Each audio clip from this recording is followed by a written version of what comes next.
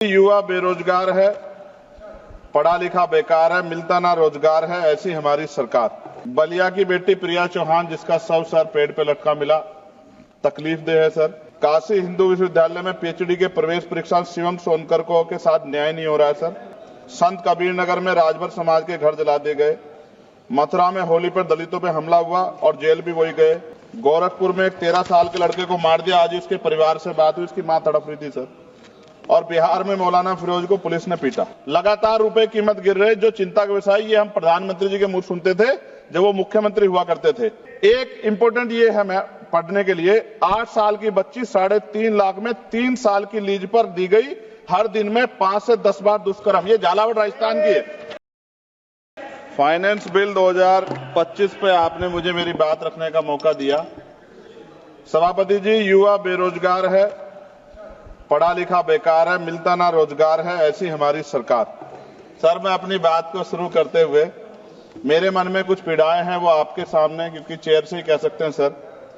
बलिया की बेटी प्रिया चौहान जिसका शव सर पेड़ पे लटका मिला, तकलीफ दे है सर।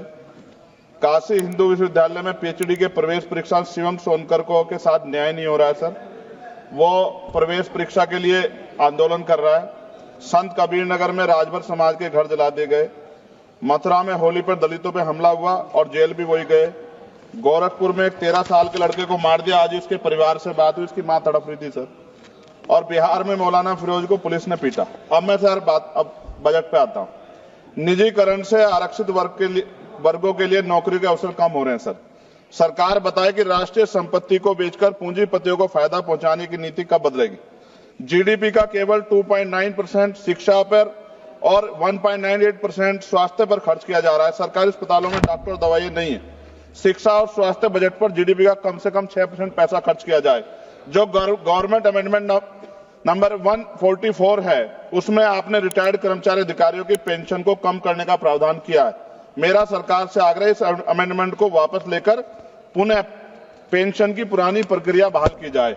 सीएमआई की 2024 की रिपोर्ट के अनुसार भारत में बेरोजगारी दर 8% से अधिक बनी हुई है। युवाओं के लिए नए रोजगार सृजन कोई ठोस नीति बजट में नहीं थी।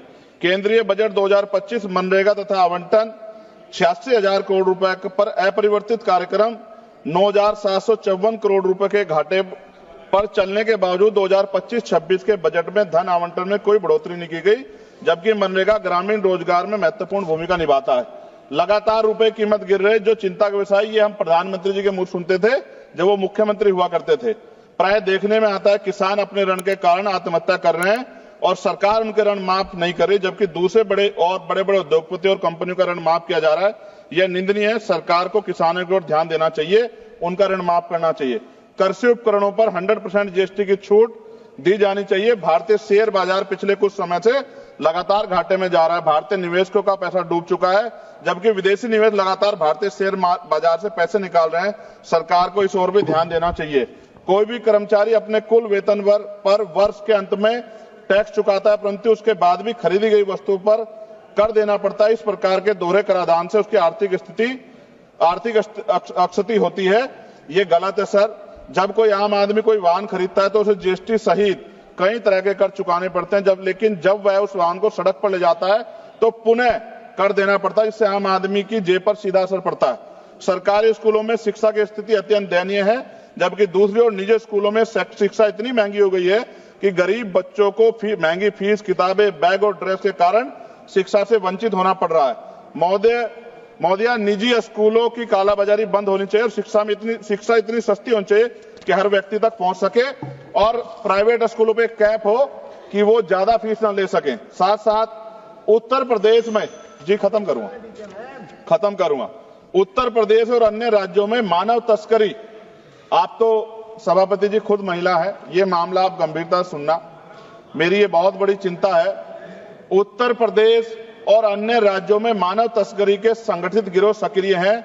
जैसे उत्तर प्रदेश के सोनभद्र से अन्य राज्यों में लड़कियों को बेचा जा रहा है। राजस्थान में लीज पर बेटियों को बेचा जा रहा है। बेटियों के खरीद फरोख्त के मामले सामने आए, लेकिन सरकार कोई ठोस कदम नहीं उठा रही। सरकार बताए कि मानव तस्करी रोकने के लिए बजट में विशेष प्रावधान क्यों नहीं किया गया। महिला सुरक्षा के लिए Nirbhaya fund, last page, Nirbhaya fund को पूरी राशि खर्च क्यों नहीं की जा रही है? फंड तो बना दिया निर्भया के नाम से, लेकिन खर्च नहीं करे। बेटियों की बिक्री रोकने के लिए राष्ट्रीय टास्क फोर्स का गठन किया जाना चाहिए। सभापति जी, ये मेरे हाथ में कटिंग है जिसमें लिखा है कि लीज पर बिक रही हैं बेटियां, कर्ज उतारने माता पिता भेज रहे हैं। एक इंपॉर्टेंट ये है मैं पढ़ने के लिए, 8 साल की बच्ची 3.5 लाख में 3 साल की लीज पर दी गई, हर दिन में 5 से 10 बार दुष्कर्म। ये झालावाड़ राजस्थान की है। ये भारत है? ऐसा भारत जहां बेटियों को बेचा जाए, लीज पे दिया जाए और सरकार हाथ पे हाथ रखे तमाशा देखे, ये अच्छा नहीं है। अंत में न्यायपालिका में SC, ST, OBC व अल्पसंख्यकों की संख्या बढ़ाने पर सरकार क्या कर रही है? इन्हीं सब बातों के साथ मैं अपनी बात को खत्म करता हूं। जय भीम, जय भारत। आपका बहुत बहुत धन्यवाद।